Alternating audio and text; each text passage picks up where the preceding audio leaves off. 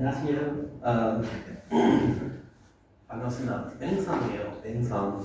Vincent in French.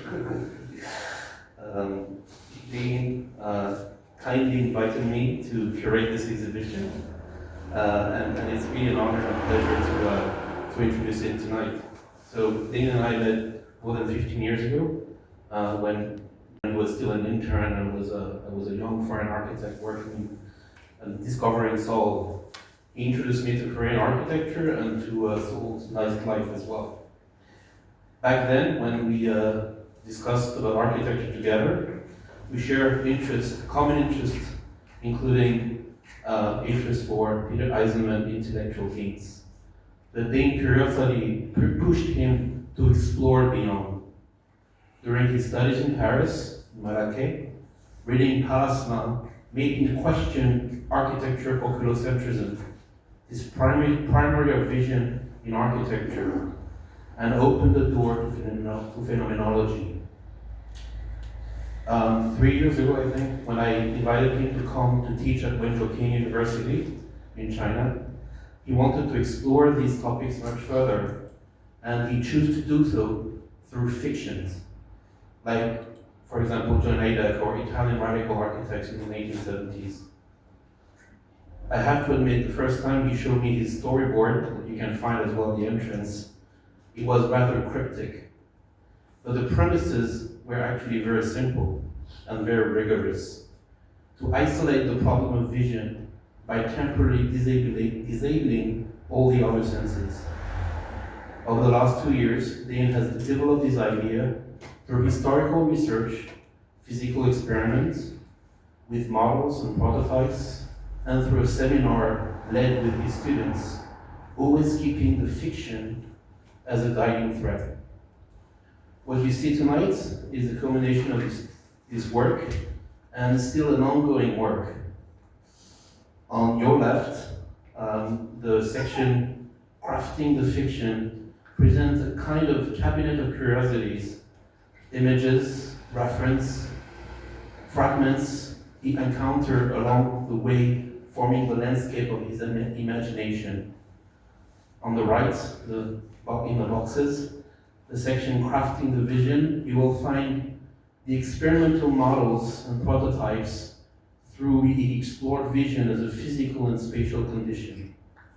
At the center, behind us, the short film Bring the Fiction to its fullest form, which echoes the work of Chris Marker, of Russian and surrealist experimental cinema, and of Dane's own very special way of constructing the narrative.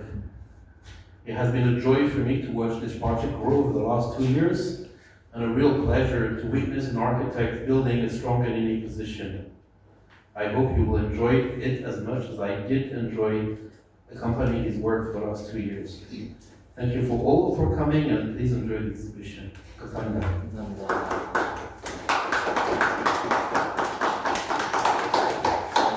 한국말로 하겠습니다. 제가 이 전시를 준비하면서 이종원 선생님을 오늘 모셔서 제가 소개를 드리려고 하는데, 이종원 선생님 다들 아시겠지만 그 건축 비평가로서 한국 건축계에서 독보적인 선생님이시지만, 그렇다고 해서 제가 꼭 이종원 선생님을 본 건 아니고, 제가 우연히 이종원 선생님께 제가 그 초대 메일을 드릴 때도 말씀드렸었는데, 우연한 기회에 유튜브에서 이종원 선생님이 현상학에 대해서 강연하시는 비디오를 본 적이 있어요. 그래서 거기서 이제 예를 들어서 플라스마가 현상학을 어떤 식으로 해석해서 건축적으로 해석하는지에 대한 그 비판이라던가 이런 것들에 제가 평소에 가지고 있던 그런 비판의식과 문제의식과 많이 맞닿아있다고 생각을 했고, 그리고 사실 저는 뭐 현상학을 얘기하시고 이종원 교수님께서는 뭐 현상학을 메릴로 통째로 박사학위를 하셨지만, 제가 뭐 철학적인 그 백그라운드가 많이 있다고 생각하지는 않고, 제가 이해하는 만큼 그것을 제 나름대로 해석해서 그것을 현상학이라는 이름 안에 가두고 얘기할 생각은 전혀 없고요.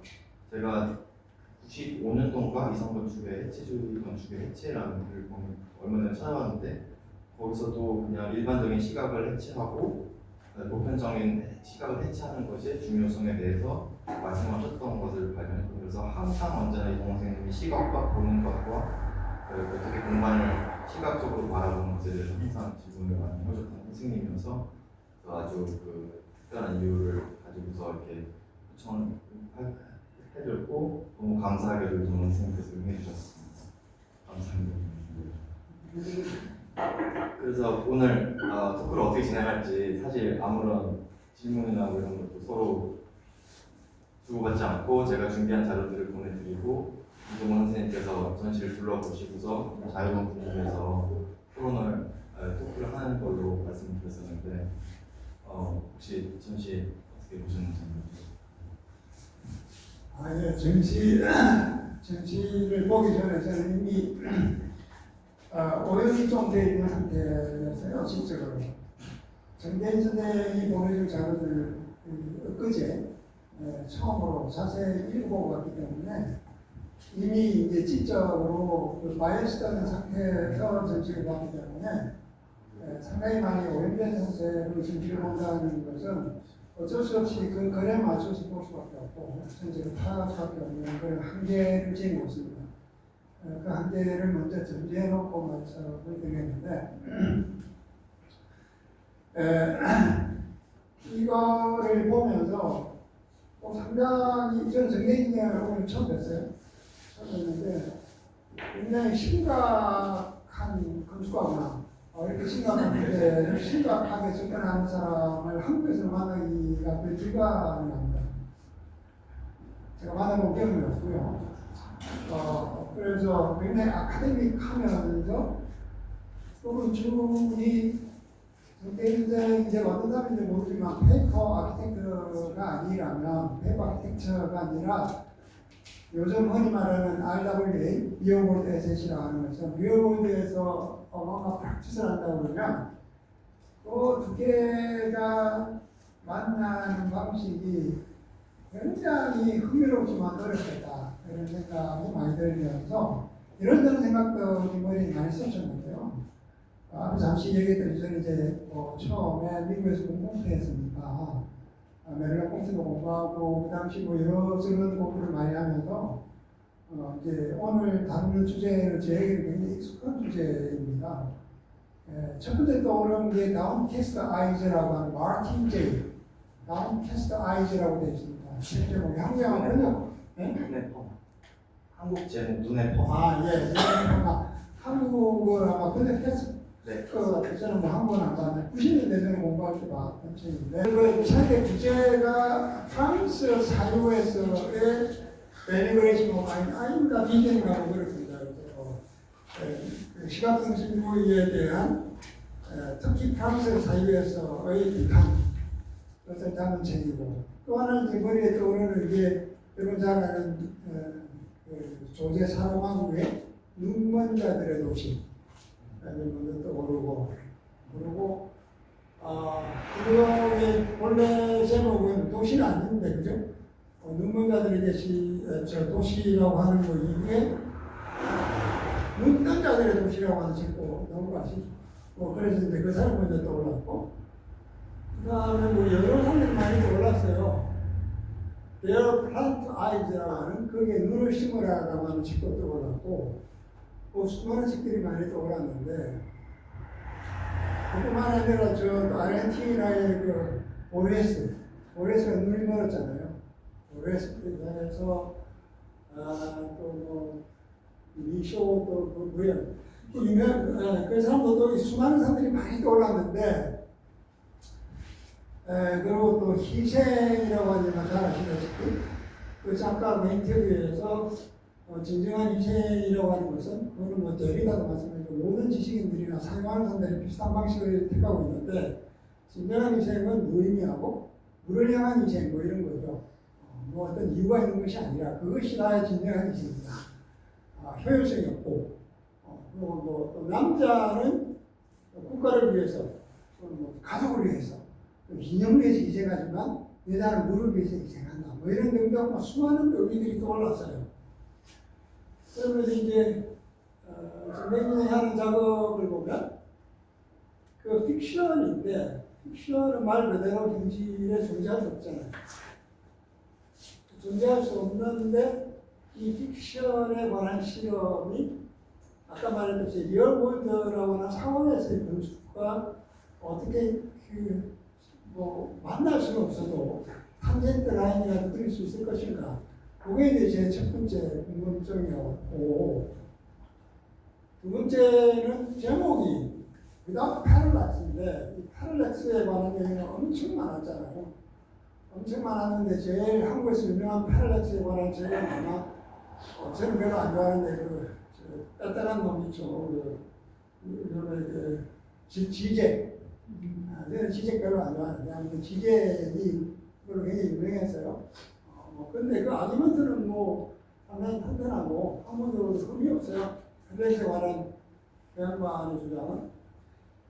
그래서 이제 현대한 능력도를 제가 하고 싶은 얘기는 우선 간단하게 서두를 열자면 이 파라닥스는 우리가 몸을 가진 한은 피할 수가 없어요. 이제 20세기의 현상학은 그 이후에는 또 이제 그 후기 현상학으로 넘어가는데 포스트 피노미널리즘으로 이렇게 넘어가요. 메르 폼피 이후부터 뭐 장미 마룡이라든가 암미 뭐 이런 많은 사람들이 이제 새로운 현상을 얘기하는데 그때까지는 이제 프로이트뿐만 아니라 모든 사람들이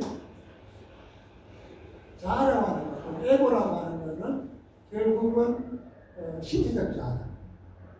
내가 자아라고 하는 것은 내 신체를 통해서 세계와 만나고 너와 만나고 신체 몸이라고 하는 것이 나의 자아이지 자아는 몸의 자아다. 신체적 자아라고 하는 것은. 그런데 이제 몸을 가진 한은 패러닥스가 발생할 수 없겠죠.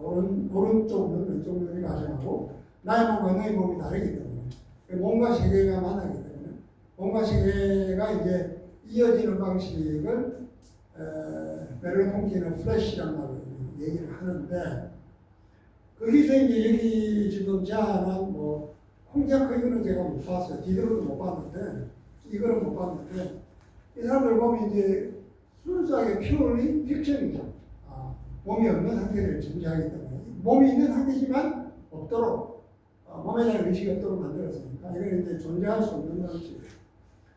그런데 그 이후에 그러니까 이제 신체를 가진 의식, 지각, 공동 이거 상태가 오늘날에 넘어오면 이제 올해가 양자역학이 100년 되는 해입니다. 그런데도 여전히 사람들이 양자역학은 굉장히 어려운 거다. 그것도 어렵게 생각해요. 어려울 수밖에 없는 게 양자역학은 우리의 상식과 안 맞기 때문에. 우리의 그 알고 있는 논리적 이성으로는 설명이 되지 않기 때문에 어려워요. 그런데 100년이라는 건 물론 100년이라고 해서 과학에서는 아직 오래된 역사는 아니라고 봐요. 과학에서는 100년은 뭐 아직도 가야 될 길이 먼 거라는 건데 그걸 이렇게 보면서 이제는 이 without parallax라고 하는 상황이 현실에서 가능하다라고 하는 것을 우리는 알게 됐어요. 어떻게? 몸을 가졌지만 몸이 없는 상태가 될 수 있어요. 그건 이제 뭐 뇌과학의 신경과학의 여러 가지 공론이죠. 그러니까 아웃 오브 바디 익스피리언스를 우리가 원한다면 할 수 있는 방법이 있어요. 보통은 아웃 오브 바디 익스피리언스가 죽기 직전에 지금까지는 니어 데스 익스피리언스라고 했죠. ND라고 그러는데 그때 이제 아웃 오브 바디 익스피리언스가 생겨요. 요즘에는 또 니어 데스 익스피리언스 대신에 recalled experience of death라는 말을 쓰는데 그때는 바디가 없고 시차가 없고 360도의 시야가 열려요. 아웃 오브 바디 익스피리언스. 그때는 어떤 그 주관이 사라져요. 절대적인 이제 나타나는 경험인데 그런 것들을 통해서 우리가 현실에 존재하지만 현실에서 쉽게 느껴볼 수 없다. 그러니까 우리가 이제 작가들이라는 존재는 세상 안에 있지만 세계 속에 있지만 세계에 속하지 않는다 이렇게 표현하잖아요. 그렇듯이 이것은 우리 생생한 현실 속에 있지만 현실적이지 않은 그런 상태예요. 그게 이제 유일하게 without parallax라고 하는 용어가 이제 맞닿을 수 있는 지점인데 지금 말하고 있는 이 픽션이 이 정대인 선생님이 이 제시하고 프로포즈하고 또는 관심을 두고 있는 픽션이 이 without parallax인데 이 without parallax로서의 픽션은 과연 어떤 현실적 가능성, 현실적인 탄젠트 라인을 그을 수 있을까? 이게 이제 제일 첫 번째 질문이고 궁금증이에요.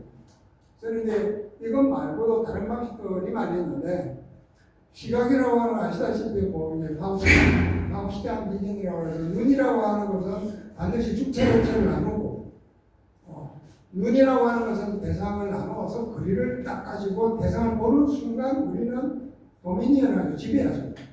그 시각은 지배적인 기관인데 사물을 본다는 것은 이미 지배하는 거거든요. 그런데 이게 보는 데는 거리가 필요한데 이 거리를 조정하면 볼 수 있는 거리를 조정하는 것을 이제 그레저는 스무드 스페이스라고 해요. 그게 두 개가 있을 때 거리가 너무 멀거나 너무 가까우면 시야가 작동을 안 하죠. 번듯하게 됩니다. 그럴 때 이제 시각이 붕괴되는 건데 그런 상태가 아니고서는 어떻게 이제 펠락스가 작동하지 않은 상태가 가능한지 이게 이제 저는 우선 궁금해서 제가 이 전시에 오면서 또는 이제 인바이트 받고 그동안 연구한 작업들을 훑어보면서 또 오른 첫 번째 생각이에요. 그 다음 얘기는 또 새로운 얘기를 만나서 개진하기를 하고 그래서 정대인 선생님이 거기에 대해서 어떻게 리스폰하는 걸 궁금해요. 그 교수님 오늘 처음 했는데 저를 이제 전시 전에 토크하기 전에 저랑 대화를 딱 안 하시려고 했는데 느껴졌어요. 그래서 질문은 딱 하나 하셨어요. 교수님 저한테 프렌티스 하시죠? 라고 물어보시더라고요.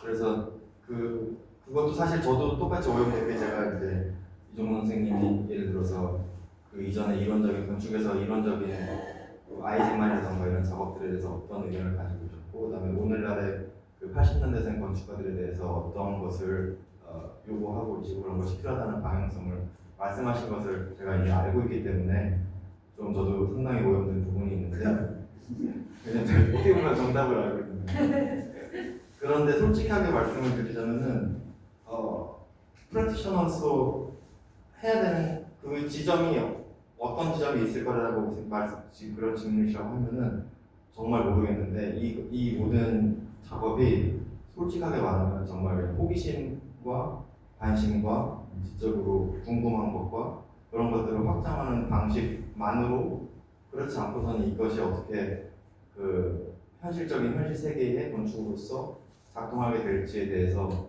그런 답을 찾을 수 있는 유일한 방법이라고 생각을 했어요. 그래서 사실 저가 어떤 방향성을 딱 정해놓고 예를 들면 뭐 착시라던가 아니면 여러 가지 기계라던가 사이보그라던가 그런 것들을 어떻게 건축적으로 해석해서 이런 뭐 건물을 디자인할 수 있겠다라기보다는 그냥 그 순간순간에 그 시각 자체를 정말 연구했다는 생각을 했어요. 예를 들면 아까 그 마틴 제이 말씀하셨지만 19세기, 20세기 특히 프랑스에서 서구 철학사에서 눈을 굉장히 펑한 다운캐스트했잖아요. 왜냐면 그 전까지 너무나 이 시각 중심주의가 너무 강렬했기 때문에 왜냐하면 뭐 촉각이나 후각은 대상이 가까이 있어야 되지만 시각은 멀리 있는 것도 볼 수 있기 때문에 더 노블한 것이다, 더 고귀한 것이다 이런 그런 사조도 있고 그래서 그런 거에 대한 반감으로 그리고 세계적으로 완전히 다 뒤집어지는 시기였기 때문에 그 시기에는 완전히 시각을 반시각 중심주의가 문화, 철학, 사회 부분에서 아주 활발히 느껴졌는데 그거를 사실 건축가들이 항상 그렇지만 그런 사회적인 기조를 되게 얕은 수준에서 그냥 받아들여서 그 사조를 그냥 나름으로 체화한다는 인식을 많이 받았어요. 특히 뭐 팔라스마 얘기도 나왔지만 프램턴도 사실 그 크리티컬 저널리즘 그 마니페스토 하는 거 딱 보면은 거기에 이제 너무 시각적이다. 물론 그거는 이제 포스트 모더니즘에 대한 그런 거 한 거겠지만 이제 시각주의 중심적인 거 끝내야 된다라고 말하고 있는데 그게 너무 저는 그거나 아니면 팔라스마 같은 걸 책을 볼 때 너무 좀 치열하지 않고 그냥 무책임하게 시각을 부정하는 거 아닌가? 그래서 나오는 결과물이 촉각인가? 그래서 나오는 것이 뭔가 아닌가? 뭐 그런 것들이 너무 빠르게 지나갔다고 생각을 했어요. 그 예를 들면 제가 정말 좋아하는 게 있는데 뉴턴이 뭐 시신경과 시각이 연결이 돼 있는 걸 보려고 실제 그 막대기를 눈에 쑤셔서 어디를 자극을 하면 안 보이는지 그런 걸 실험을 했던 것처럼 건축가들도 시각에 대해서 그냥 어떻게 보면 과학적 호기심, 학문적 호기심을 기반으로 시각을 진짜 깊게 탐구를 하면은 해봐야 되는 거 아닌가? 그런 거 너무 안 하고 너무 극하게 넘어간 거, 다음 페이지로 넘어간 거 아닌가? 우리가 이것에 대해서 다른 분야에서의 그 이뤄졌던 작업들을 완전히 체화했냐를 떠나서 그런 것을 우리가 나름대로 탐구를 해봤냐에 대한 문제의식으로 사실 시작을 한 거고요. 그리고 사실 저도 오히려 그런 거에 대해서 말씀을 듣고 싶었어요. 이런 거가 어떻게 프랙티스로 연결될 수 있을까요? 사실 초창기에는 되게 저거 아이디어가 많았어요. 뭐 예를 들면 뭐 약간 뭐 환영 같은 그 환영 같은 걸 제가 많이 다루니까 이렇게 보면 이렇게 이쪽에서 보면 이렇게 보고 이쪽에서 보면 이렇게 보고 이런 거를 디자인적으로 설계적으로 어떻게 할 수 있겠다. 그거를 디벨롭 해봐야겠다 했는데 그게 제가 재밌지가 않았어요. 하면서 이게 이거 구색을 맞추기 위해서 이걸 어떻게 현실 세계에 적응시키기 위해서 이런 걸 하는 작업이 아닐까라는 생각이 들었어요. 그리고 그렇게 하니까 연구가 오히려 이렇게 넓혀지지가 않는 느낌이 들었어요. 공부를 하는 것이 있어서. 그래서 일단은 뭐 제가 뭐 나이가 젊지만 뭐 많지는 않지만 그렇지만 뭐 예를 들어 80년대 건축사들 건물도 짓고 뭐 활발하게 하는 친구들도 많이 있고 그런데 그런 거에 대해서 당연히 저도 조바심이 있고 그런 상태에서 저는 그래도 이렇게 해서 제가 나름대로 내 스스로가 납득할 만한 뭔가 그런 방법론이 이렇게 떠오를 때까지 좀 시간을 줘야 되지 않을까 그런 생각을 가지고 생각하고 있습니다. 제 생각에도 이 작업이나 관심이 이제는 건축가가 출발하는 출발선이지 여기에 뭘 발굴해냈느냐 당신이 가는 정착점이 뭐냐 이렇게 질문을 할 필요 없는 상태인 것 같아요. 지금 와서 평생 우리는 공부하는 인간이기 때문에 뭔가를 발견하기보다 그 질문을 안고 그 가는 와중에 새로운 깨달음을 오고 우리가 예기치 못했던 것들을 만나고 그것이 살아가는 한 방식이자 삶의 총체일 수도 있다라고 생각하게 되는데요. 근데 이제 우리가 건축을 하다 보니 어쩔 수 없이 얘기하다 보면 철학적인, 인문학적인 또 내과학적인 이런 관점에서 건축적으로 들어올 수밖에 없잖아요. 과거의 건축에서 그러면 지각을 가지고 뭘 했느냐를 생각해 보면, 이제 그 프레드릭 제무설이 가장 먼저 떠오르죠. 프레드릭 제무설이 LA에 호텔 만들고, 호텔 이름은 보나벤처인가 그랬죠. 보나벤처하고 프랑크 게리가 만든 조지 게리하고 이 두 개를 들고 와서, 워낙 그 프레드릭 제무설은 또 세계적인 학자고, 영향력도 완벽한 사람이고, 그때 처음으로 건축계에 하이퍼리얼이라고 하는 하이퍼리얼 스페이스라고 하는 걸 들고 왔어요. 지금 그 이후에 뭐 학강에서 말하는 하이퍼리얼 이런 뜻은 아니고 하이퍼리얼은 이제 우리가 알고 있는 지표 체계가 무너지는 거죠.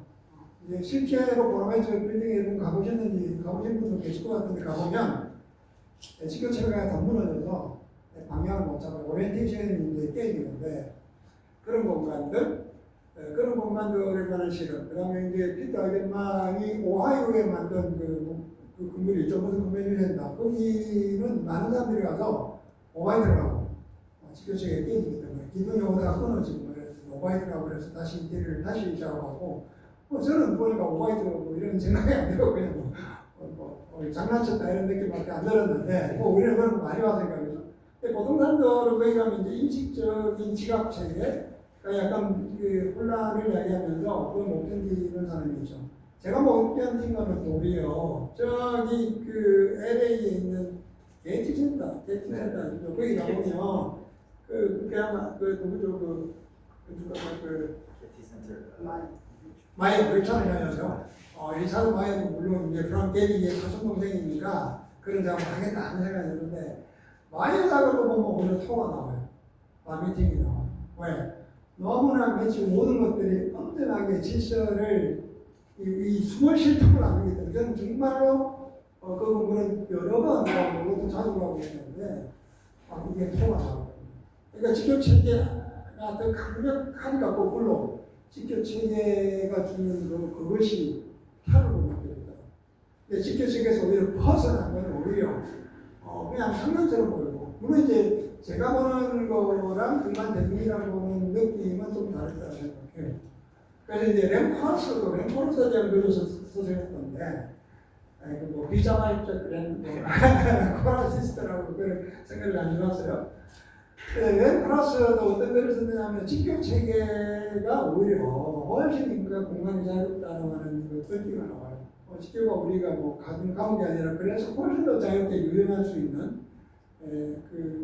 그것을 제시한다 이렇게 얘기하듯이 그쪽에서는 다소 그 정도 수준에 머물렀던 걸로 저는 기억해요. 그 이외에 또는 그 말고 제가 모르는 게 있으면 혹시 설명해 주는 거예요?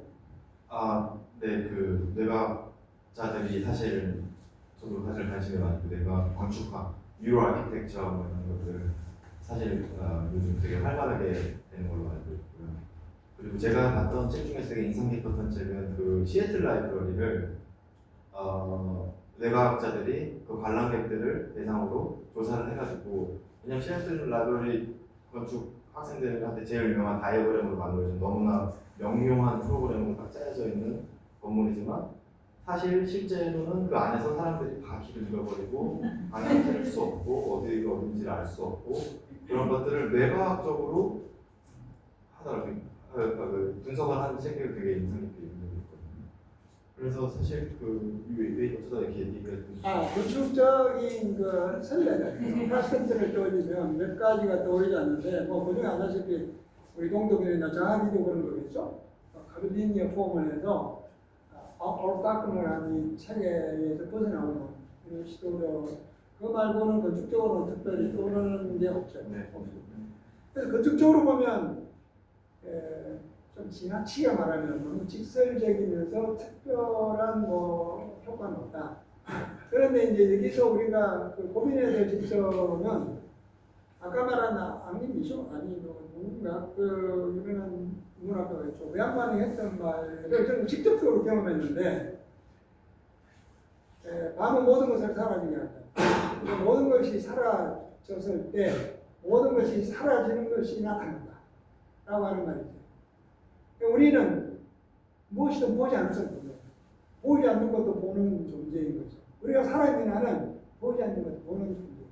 제가 이제 미국에 있을 때 미주리 어느 동굴에 갔는데 워낙 커져. 동굴 안에 들어가서 불을 탁 끄면 완전히 이제 빛이 제거되는 암흑의 토탈 블랙인데 거기서 안 보이는 게 아니라 블랙을 보게 되는 거죠. 그러니까 우리는 안 볼 수가 없는, 그러니까 눈을 가지고 있는 한은 계속 눈과 싸워야 되고 눈에 뭔가를 해야 되는 거예요.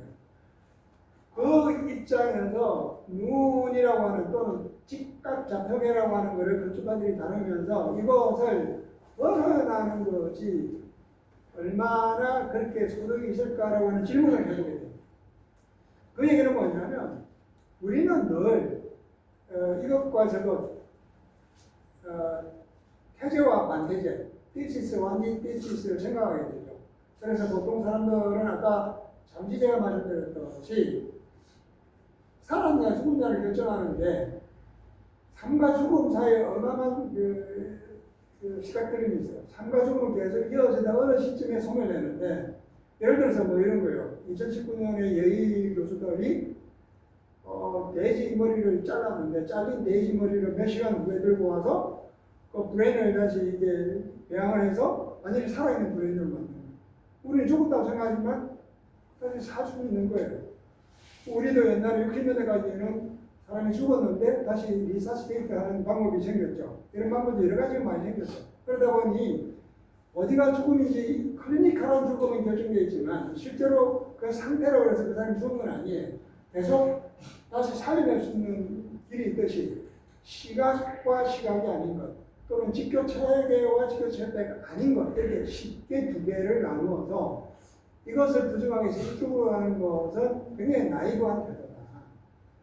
그 얘기는 결국 뭐냐 하면 이 직교체계가 여러 가지 이유로 우리에게 주어져 있고 건축에게는 하나의 언어죠. 근데 이게 문제는 늘 알다시피 보지만 보지 않는다라고 하는 문제가 있죠. 이제 한자어로 비시불변이라고 하죠. 보지만 보지 않는다. 그게 이제 그 러시안 포퓰리즘이 거기서부터 출발한 거예요. 보지만 보지 않는 거예요. 익숙하기 때문에 안 볼 수도 있고, 뭐 어떤 그게 이제 어떤 권력에 의해서 또는 리지임에 의해서 보는 차이가 만들어져요. 지금 오늘 이제 전시하는 때 따라오면 이 시각도 서구 리지임에 의해서 우리가 보는 방식이 결정되어 있는 거예요. 그래서 퍼스펙티브로 만들면 그 만든 것을 다시 우리가 머리에 들고 와서 그렇게 만드는 거죠. 그렇게 안 돼 있는 것을 그렇게 보고 그렇게 보는 방식으로 다시 이제 만들게 돼요. 그래서 이제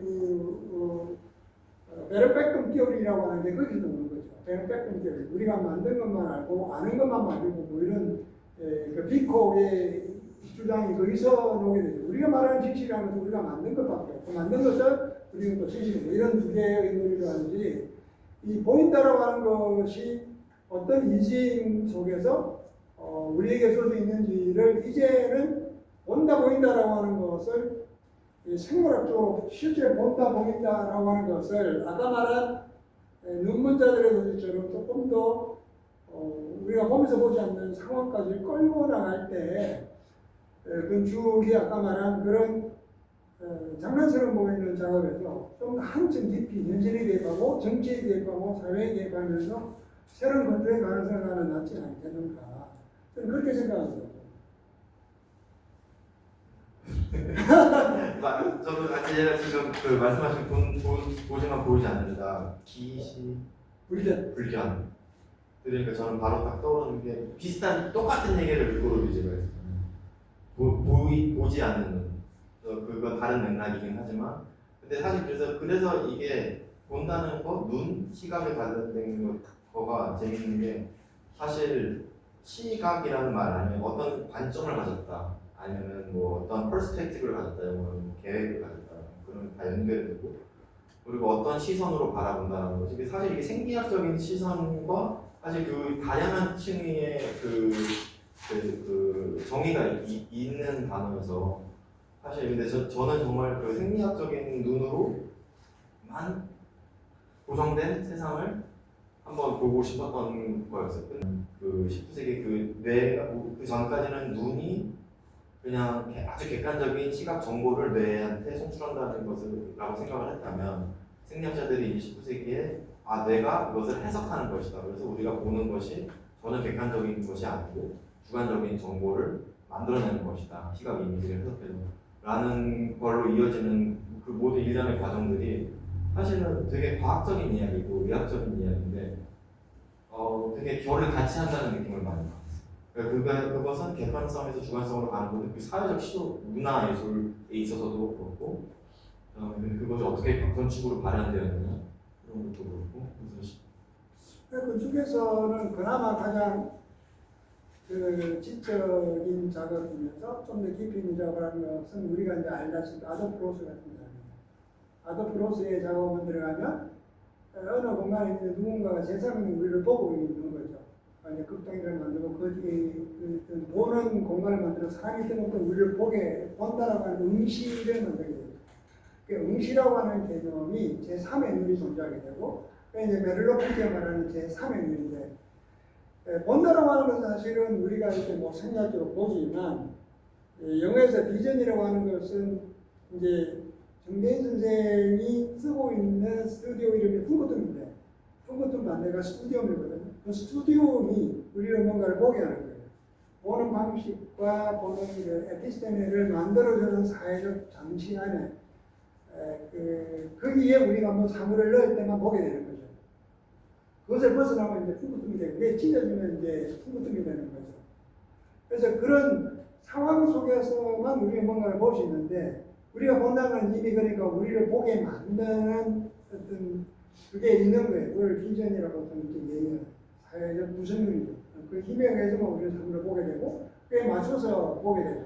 그래서 문화가 다르거나 시대가 다르거나 하면 보는 방식이 달라지고 거기에 이제 패럴렉스가 발생합니다. 시차가 발생합니다. 네가 보는 것과 내가 보는 것과 아버지가 보는 것과 내가 보는 것이 다르고 내 아들이 보는 것이 다르지. 이 시차가 발생하는 거죠. 그래서 그런 지점에서 패러독스가 발생하는데 이 패러독스가 아까 말했듯이 없기 때문에 사회가 굉장히 폭력적이고 전체주의적이고 독재적이고 그래서 우리가 거기 벗어날 수 없게 되는 겁니다. 근데 문제는 본다라고 하는 것 속에서는 우리가 그 문화적 구성물 안에서 보기 때문에 벗어날 수가 없잖아요. 그 자체를 디컨스트럭트 하려고 그러면 그 바깥으로 나와야 돼요. 거기에 이제 새로운 가능성들이 우리가 뭔가를 눈으로 보지만 보는 뭔가 이게 외곽으로 본다지만 그건 대전체가 그것을 해석하는 존재가 누구냐. 내가 저절로 그렇게 하냐. 그게 이제 오늘날 과학에서 굉장히 이 아프리아의 직면에 있는 컨셔스니스라고 해요. 컨셔스니스가 뭔가에 대해서는 아직도 과학 준비를 제대로 못하고 여러 임시적인 대답만 내놓고 있죠. 여러 다양한 대답들이 있고 그나마 좀 더 설득력 있는 대답이 있는 반면에 이제 이거는 안 통하는 대답이 있고 이렇게 점점 이제 정교하게 진행하는 와중에 있는 것이 아직도 썩 시원한 대답을 내놓을 수 있는 과학자는 아무도 없어요. 도대체 뭔가. 그러니까 뭔가를 본다는 것은 이제 괴델의 불완전 이론처럼 무언가가 맞다라고 하는 것은 그 바깥에 무언가가 없으면 이 시스템 안에서 스스로 시스템이 뭔가 맞다 틀리다 공리 정명으로서만 결정될 수 없다라고 하는 거예요. 그 바깥이 반드시 존재해야 된다. 그러니까 우리가 그 바깥을 의식한다라고 할 때만 비로소 뭔가를 본다는 것에 대한 반성이 생기죠. 이게 칸트가 말하는 부정적 반성에 반대되는 말이죠. 부정적 반성은 전체 그 스튜디오 안에 뭔가를 집어넣는 행위라면 집어넣는 행위가 보는 어떤 사물이 우리가 스튜디움이라고 하는 것이 백그라운드로 있는데 어떤 대상이 우리 스튜디움으로는 안 통할 때 그게 핑크점이 되는 거예요. 그거를 이제 반성적이라고 해서 이제 미학적이라 부르는 거죠. 칸트가. 그런 상태로 나가야 되는 거고 그게 이제 소위 말하는 이제 랑테르가 말하는 이제 미학적 체제가 우리를 그렇게 보게 만들고 원력이 그게 정상이라고 생각하게 만드는 이런 그 무수한 망에 우리는 얽혀있다. 그래서 결국은 이런 작업들이 나가야 될 것은 그런 그 특히 사회적 지각과 여러 가지 그 과학과 비과학과 이런 그 총체적인 양상 속에서 한 건축가가 삶을 살아가면서 정말 나는 너와 다르게 고유한 존재로서 뚫고 지나가는 경험들을 통해서 사물들을 발굴해내고 그걸 우리 앞에 제기하는 어떤 그런 가능성이 열릴 때만 우리가 이런 논의나 또는 뭐 다른 철학이나 다른 시의 가능성들을 우리는 확인하는 거예요. 그때 비로소. 그러니까 보는 주체자의 별명이 발생하지 않으면 이 모든 논의는 공전에 불과하게 되는 거예요. 그래서 이제 가타리가 죽기 전에 제시한 게 바로 윤리미학적 패러다임이라고 책이에요. 그래서 주체의 센시빌리티를 바꾸지 않으면 어떤 리짐의 변화도 불가능할 뿐만 아니라 개인의 변화도 불가능하다 이렇게 제시하는 거거든요. 자, 그런 시각에서 굉장히 어려운 주제인데 이 주제는 모든 인간에 관한 주제와 다 엮여요. 그래서 이 주제 하나만 빼놓고 탐구한다고 해서 뭔가를 알 수 있는 것도 아니고 그 다음에 이 하나가 다른 것들보다 더 중요하고 덜 중요하고 결정할 수 있는 것도 아니고 어떤 것들이든 인간의 모든 것들이 본다는 것이 굉장히 치밀하게 엮여있다고 하는 관점을 좀 가지면서 출발하는 필요가 있다는 생각이 듭니다. 푸크툼 말씀하셨는데 사실 푸크툼이랑 제가 지금 자주 생각하고 있는 특히 이번 전시를 준비하고 생각하거든요. 푸크툼이라면 사실 되게 개인적인 그 기억과 연결되어 있는 거고 그 푸크툼은 사람마다 다 다를 수가 있고 모두를 위한 푸크툼이라는 거죠. 스튜디움이 되는 거고. 그래서 제가 이름을 지을 때는 사실 제가 메일에도 설명드렸죠. 약간 말장난처럼 재미없는 말장난처럼 스튜디오 푸크툼이라고 지었는데 생각을 하면 할수록 이게 잘 지은 건가 생각이 들어요. 푸크툼이라는 거는 어쨌든 나만의 푸크툼들을 채취를 해내는 거, 발굴해내는 작업인 건데 제가 지금 하는 것이 어쨌든 뭔가 좀 더 에코를 가지기 위해서 그런 생각을 자주 해요. 너무 함몰되는 거 아닌가? 내가 이거 학생들 도와주는 학생들한테도 맨날 이제 얘기를 하고 여자가 있는데 여자가 납치당해가지고서 평생 이렇게 있다가 내일 과학자인데 왜냐면 이게 건축인가에 대해서 일단 1차원적으로 사람들이 생각하게 되고 그런 걸 떠나서 제 스스로 생각해요. 다른 사람이 생각하면서 이게 너무 내 세상에서 함몰돼가지고 그래서 그런 나름대로의 자기 반성을 하면서 계속 거리를 좀 뺐다 넓혔다 좀 뺐다 넓혔다 하는 과정을 가지고 있긴 한데 이게 사실은 건축 제가 이제 한국에서 일하기 전에 있었던 다른 회사에서는 굉장히 티오리티컬한 작업을 글을 많이 쓰고 그런 작업했던 프랑스 건축가가 있었는데 제가 학교 다닐 때 되게 좋아했는데 굉장히 건물을 짓고 싶어 했었어요. 40 넘어서 50 되셨는데 건물을 지으신 게 하나도 없었고 그거에 대해서 되게 공포심이 좀 느껴지는 것 같아요. 나도 그때는 아마 지금은 이게 제일 보고 신나서 이렇게 하고 나는 건물은 지금 당장 지을 생각 없어. 준비되면 지을 거라고 했는데 이 조바심이 점점 커지고 그게 이제 어느 정도 경험이 쌓이지 않으면 이제 그 간격은 이제 잡기가 굉장히 힘들어지는 상황이 오지 않나요?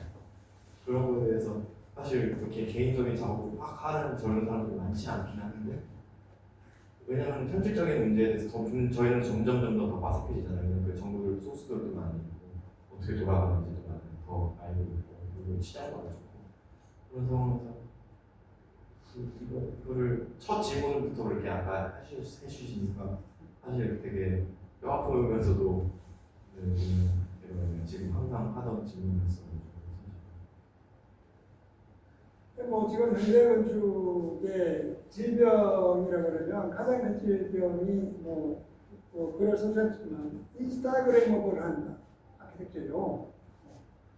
그래야만 이게 자기도 생존할 수 있고 자기도 지금 이제 80년대 이후의 건축가들의 가장 중요한 아젠다는 자기를 어떻게 제대로 된 브랜드로 만들 것이냐라고 하는 것 같아요. 빨리 내가 내 스스로 브랜드를 못 만들면 내가 여기에서 건축가로 살아갈 수가 없을 뿐만 아니라 내가 원한을 붙잡고 싶다라고 하는 그 절박함 때문에 브랜드화를 시도하는데 브랜드화를 한다는 것은 기존 브랜드를